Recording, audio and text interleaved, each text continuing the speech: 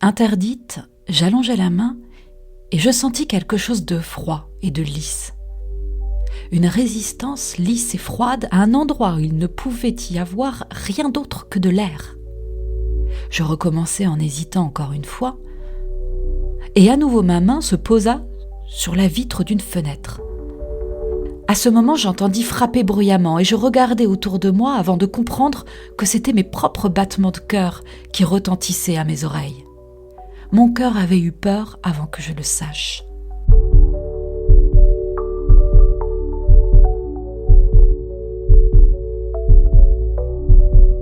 Le domaine de l'imaginaire a encore souvent mauvaise presse, comme s'il était assimilé à une sous-littérature. D'ailleurs, on parle de littérature de genre pour désigner la SF, la fantaisie, la dystopie, et pour les distinguer d'une littérature qualifiée de blanche, comprenez neutre, pure et finalement légitime. Pourquoi l'imagination en littérature est-elle encore souvent considérée comme puérile, un jeu d'enfant qui dirait « on ferait comme si on était des dragons, comme si on était des sorcières ». Peut-être parce que les situations qu'elle met en scène ne peuvent pas être expérimentées telles quelles dans notre monde. On suppose alors à tort que cette littérature ne dit rien du réel, qu'elle n'est qu'un divertissement, peut-être même une façon de nous détourner des problèmes pressants de notre époque, de notre société, de notre humanité.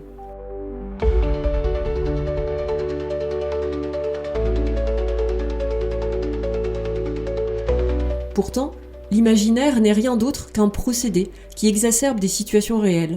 Le mur invisible de l'écrivaine autrichienne Marlene Haushofer en est un exemple magistral.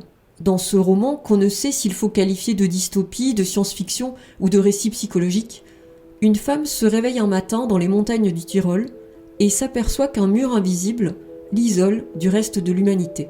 De l'autre côté de la paroi, le monde s'est vitrifié.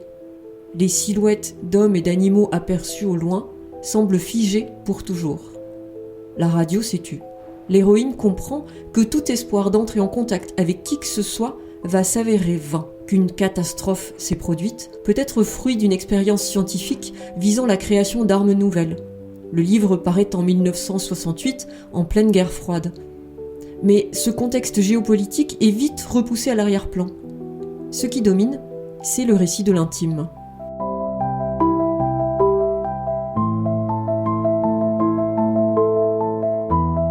Comment survivre dans cette solitude radicale ? C'est la question centrale du livre.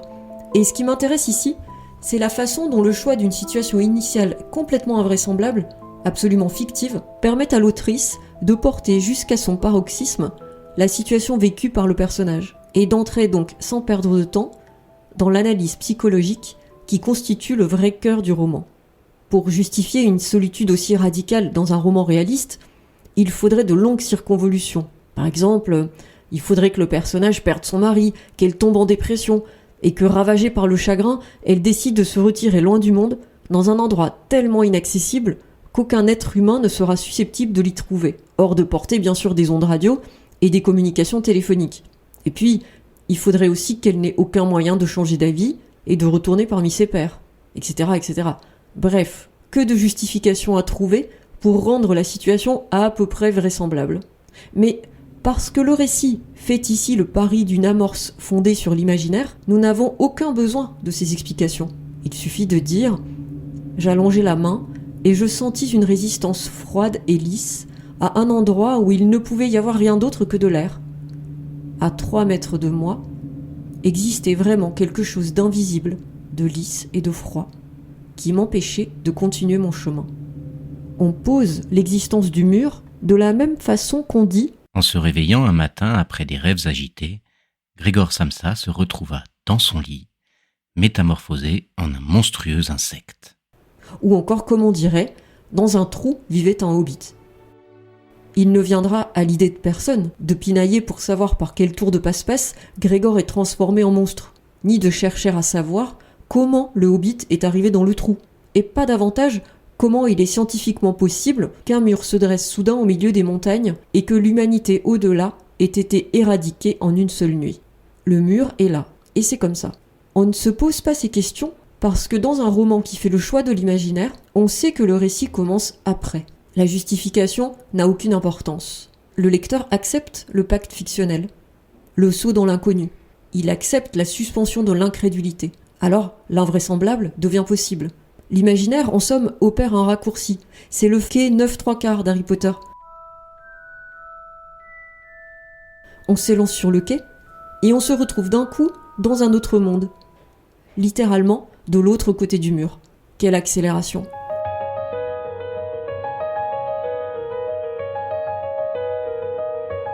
Dans le roman de Haushofer, on plonge directement dans le laboratoire de la solitude radicale et on regarde le personnage évoluer en se demandant comment elle va faire pour ne pas sombrer dans la folie, pour ne pas se suicider, comment elle va accepter de vivre. Si on y regarde de plus près, les étapes que va traverser le personnage sont proches de celles du deuil ou de la séparation amoureuse. La sidération, le vertige devant cette rupture inattendue du fil de l'existence, la tentative désespérée de comprendre, la tentative de changer la réalité en trouvant une ouverture dans une autre vallée, et puis l'acceptation et la mise en place de stratégies pour survivre, matériellement, mais surtout psychologiquement. Il n'y aura pas de retour en arrière possible. Jamais. L'ermite ne peut pas descendre de la montagne. Il n'y a aucun espoir que la main revienne. Pas plus qu'on ne peut espérer que les morts retournent à la vie. Le mur ne disparaîtra pas. Alors, on conjure la folie en établissant une relation affective avec la vache, qui n'est plus seulement pourvoyeuse de nourriture, mais surtout garante d'un lien avec un être vivant. Je voulais que ma vache puisse jouir de la propreté et de l'ordre. Les soins à Bella me donnaient beaucoup de travail. J'avais maintenant du lait en abondance. Même si Bella ne m'avait pas donné de lait, il m'aurait été impossible de ne pas prendre soin d'elle. Très vite, elle était devenue pour moi bien plus importante qu'un animal qu'on entretient parce qu'il est utile. Cette attitude n'était pas très raisonnable, mais je ne pouvais ni ne chercher à la combattre. Le chien aussi jouera un rôle central pour permettre au personnage de ne pas sombrer. De même que le chat, puis la corneille blanche. Mes animaux étaient tout ce qui me restait, et je commençais à me sentir le chef de notre étrange famille. Tous ces animaux ont pour point commun d'avoir besoin de l'héroïne. Et parce qu'ils ont besoin d'elle, elle ne peut pas mourir. Elle ne peut pas les abandonner. Une nouvelle société se reconstitue où se redéfinissent les relations entre l'humain et l'animal.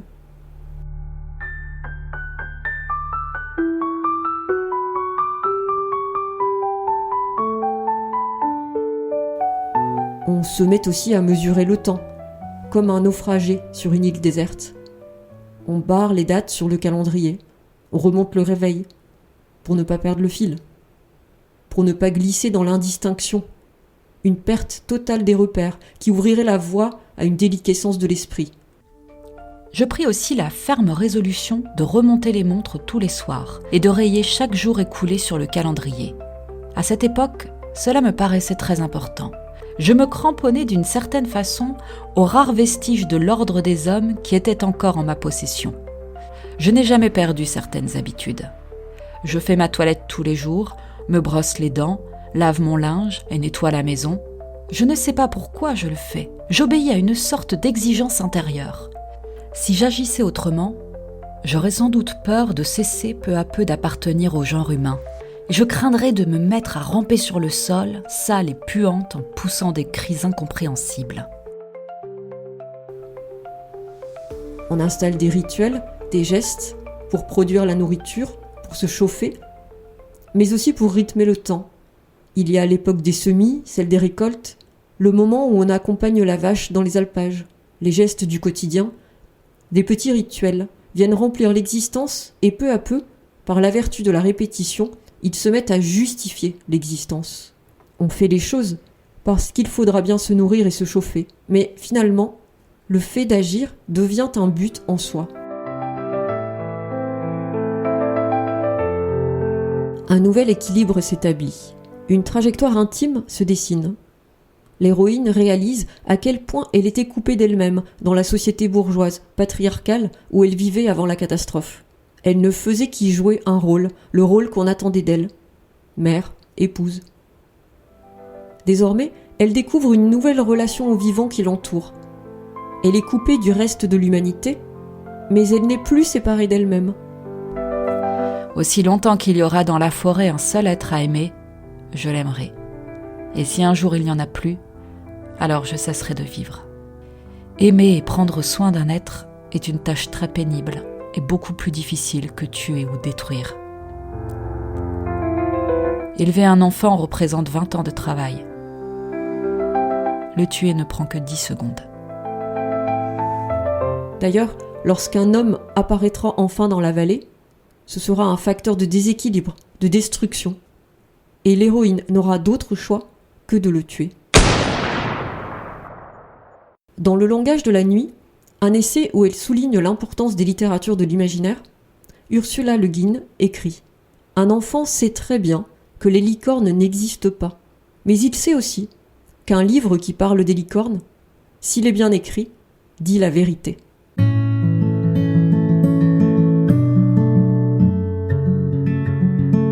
Et il en va ainsi du mur invisible. La situation initiale est totalement invraisemblable. Mais ça n'a aucune importance, car le mur est un formidable accélérateur d'expérience. Les situations psychologiques vécues par le personnage sont décrites avec une telle acuité que quand on referme le livre, on sent résonner en nous une question fondamentale. Comment demeure-t-on humain lorsqu'on est privé de tout contact avec d'autres humains ? Et en fin de compte, qu'est-ce que c'est qu'être humain parmi d'autres vivants non humains, si on ramène cette notion d'humanité à son noyau?